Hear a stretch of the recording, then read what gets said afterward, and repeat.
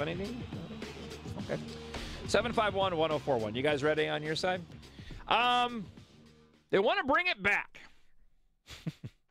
We've got this post-unitary status plan, part of the deseg order in TUSD.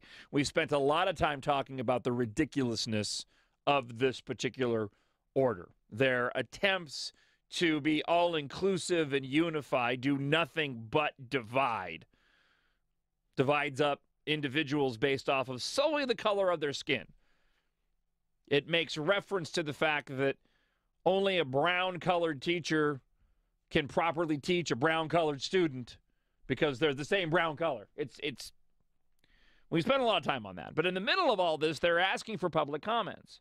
And one part of this post-unitary status plan was that there was talk about bringing about a specific program for not only African-American kids, but Mexican-American kids as well. There's some supporters of the Raza studies that don't think it's specific enough. They're trying to use this as a means to bring back the now defunct Raza studies program, that anti-American victimization course that we finally got rid of out of TUSD. Here's the story from KGUN 9 on your side. Familiar faces in a room fighting for a similar topic. We're facing a moral. We've had books banned. And it shows that MAS was wildly successful. Mexican-American Studies, the rallying cry for speaker after speaker tonight from people who want the classes back. A people without a history has no future. That's my history. That's my story. I own that. The desegregation plan on the table calls for balancing the racial makeup of TUSD schools and leveling the playing field for Black and Hispanic students. But do you think those problems still exist today? They really do, and they're here, and they have made a lot of us feel really unimportant and dehumanized. For many, the unitary plan is a failure, a non-starter, unless ethnic studies classes return. Speakers called it vague, a timid document that doesn't go far enough. In this document, you have failed to specify the things that end the segregation for our students. The alternative is a document students call the Declaration of Intellectual Warriors. What? Among other things, it calls for an expansion of ethnic studies courses. They say there can be no real desegregation when a minority group can't learn about itself. Can there be real desegregation in this plan without bringing back those courses? I don't believe so. I don't believe that we can have desegregation, that we can kind of like wave a magic wand and say, you know, things are better now and schools are desegregated without knowing that history and also continuing to learn why we were desegregated and how we to move forward, because it's not going to be bam, it's done. You know, it's going to be a process. What? What? Huh? What in the world is she?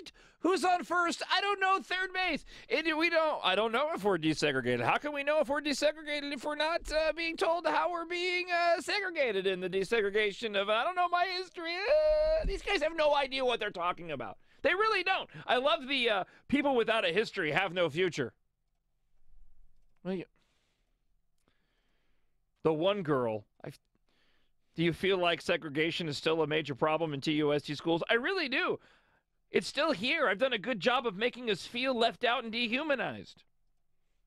Can you go back? Can you get just that last segment again of that nonsense where it talked about the alternative document called the Declaration of Intellectual Warriors? And then she goes to talk about, yeah, you got it? Well, no, you can just get to that very last segment of that gobbledygook of whatever that person was talking about. Whenever you're ready, let me know. That just made no sense to me at all. I need to hear it again.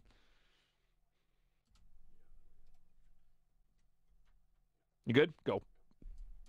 They're here, and they have made a lot of us feel really unimportant and dehumanized. For many, the unitary plan is a failure, a non-starter, unless ethnic studies classes return. Speakers called it vague, a timid document that doesn't go far enough. In this document, you have failed to specify the things that end the segregation for our students. The alternative is a document students call the Declaration of Intellectual Warriors. Among other things, it calls for an expansion of ethnic studies courses. They say there can be no real desegregation when a minority group can't learn about itself. Can there be real desegregation in this plan here we go. without bringing back those courses?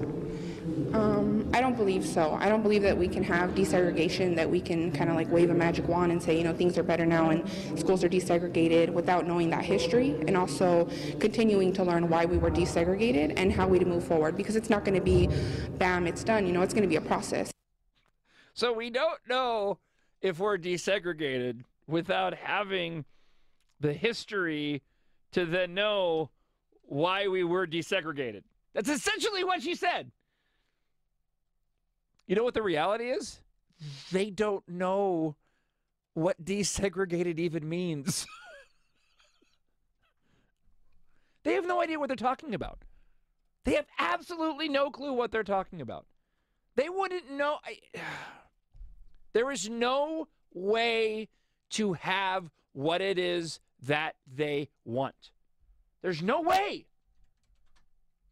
The only way, the only true way to get what it is that they think they're asking for is to treat everybody the same. And stop looking at the color of people's skin. We live in the United States of America. When you are taught history inside the schools in the United States of America, you are taught the history of the United States of America. Now, that doesn't mean that you can't find out the cultural background of some of the individuals who live here. We all come from very diverse and different backgrounds. But I don't see individuals standing up and crying over the lack of a comprehensive history of Germans or Italians or Filipinos or Koreans. This, again, has nothing to do with students getting better grades. It has everything to do with one thing and one thing only, and we touched upon this at the start of the show, and that is activism. That's it. These kids are absolutely being used as pawns in their little play in regards to all of this. They have no idea what they're talking about. One student was asked if they felt like segregation was still a major problem in TUSD schools. I do, replied one girl. It's still here. They did a good job of making us feel left out and dehumanized. Well, the next question needs to be asked, how? I'm telling you, they would not have an answer to the question. If the answer to the question was, well, they got rid of the Raza Studies program. The district couldn't afford the Raza Studies program. The Raza Studies program could replace American history. That is wrong. What was being taught to those kids was a skewed version of American history that is unnecessary in the core teaching of students inside the public school system here in the United States of America. Their attempts to desegregate will only cause division. How in the world are you supposed to have any kind of desegregation when the post-unitary status plan pretty much spells out that you need to look at people based off the color of their skin?